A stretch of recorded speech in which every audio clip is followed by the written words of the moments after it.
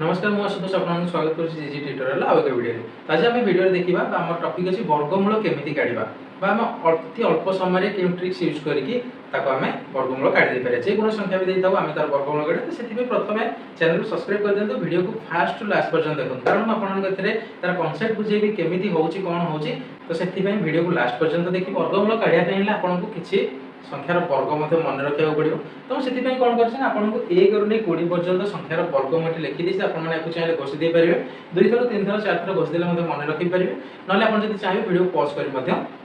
यार वर्ग लिखिदे पारे आम गोटे वर्ग ना 16 2 256 16 वर्ग अच्छे 256 तो 256 वर्गमूल काढ़ला के 16 आस तो यहाँ आम चेक कर 256 हाँ ना तो तार वर्गमूल काढ़ा आमको एमती लिखा पड़ो तो आम कौन करवा प्रथमे डाहाण पटू दीटा संख्या को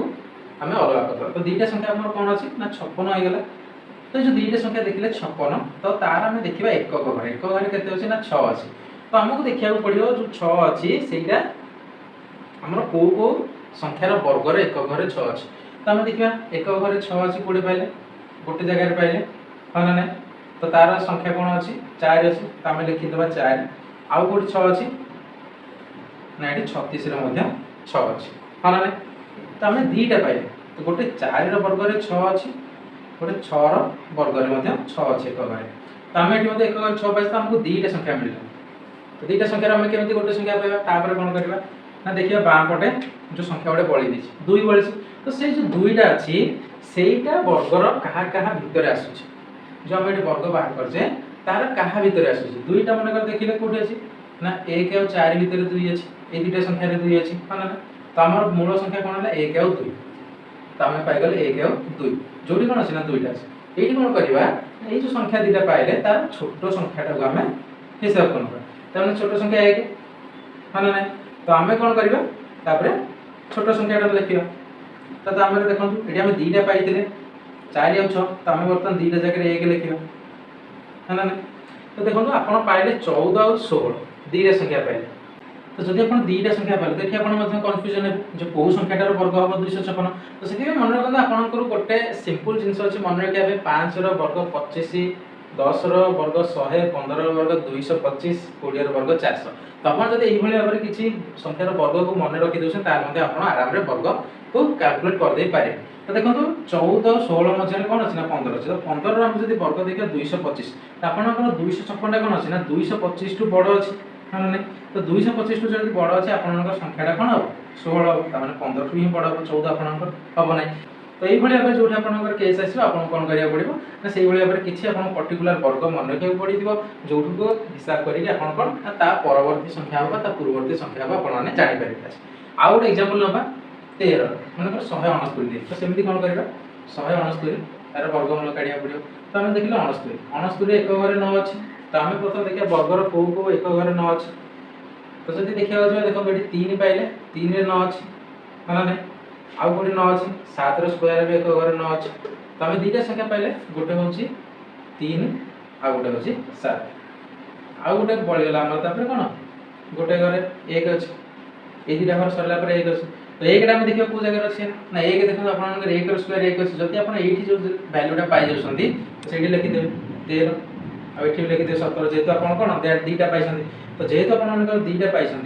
तो ये देखो आपको कहली से भाव देखो केसेस आसले आप केमी जानवे ना 13 और 17 भितर आप कौन ना 15 अच्छे तो 15 स्क्वायर के 225 तो 225 जो कम अच्छी कौन 15 संख्याटा कम आस आंसर हो 13 तो आउ गोटे एक्जाम्पल लेकिन आम यार डाउट क्लीयर करदे मनकर आप क्वेश्चन देती 51 84 तो यार वर्गमूल बाहर करने तो आम कौन करवा जमी कहती डाहाण पट संख्या 2टा देखीद तार एक घर कौन अच्छे 4 अच्छे तो प्रथम आम मन पकेवा आम जो संख्या वर्ग रही तार कौ संख्यार वर्गर एक घर 4 अच्छे तो आम जो देखा ये प्रथम देखिए 4 अच्छी कौटी ना 2 अच्छी 2 वर्गर 4 अच्छी आउ कौटे देखा ना 64 8 वर्गर 4 अच्छी तो आम 2टा संख्या पाईगले गोटे हूँ 2 आ गोटे हूँ 8 तो जेहतु 2टा संख्या पाईगले आम कौन कर गोटे संख्या ही यार कौन वर्गमूल हो तापर कौन करिया ना जो 2टा संख्या बढ़ी जाइए पुणी बाँ पटे तो आम देखा जो वर्ग अच्छे आम संख्यार तार क्या मध्य 51 अच्छे तो 51 कौटी अच्छी ना 7 और 8 मध्य 51 अच्छी या मध्य 51 अच्छी तो मूल संख्या कौन 7 और 8 आम कौन रहा दुईटा संख्या 7 और 8 ता भीतर कौन कही जिते आम मूल संख्या दुईटा पाइले सान संख्या बाछा माने सान संख्या रहा 72 आ गोटे रहा 78 तो ये जो दुईटा संख्या आपंकर रहा तो आम केमी जाना ये दुटा भर कौ संख्या हो वर्गमूल 51 84 तो कौन करें आपको कही आपको किसी संख्यार वर्ग मन रखा पड़ो जहाँफल आप आराम से करदे पारे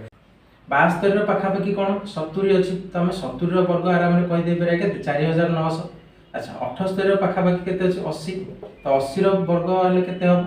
8 64 6400 अच्छा ये देखो 6400 आसला 4900 आसला आम देखा ये 51 84 क्या पाखापाखि हो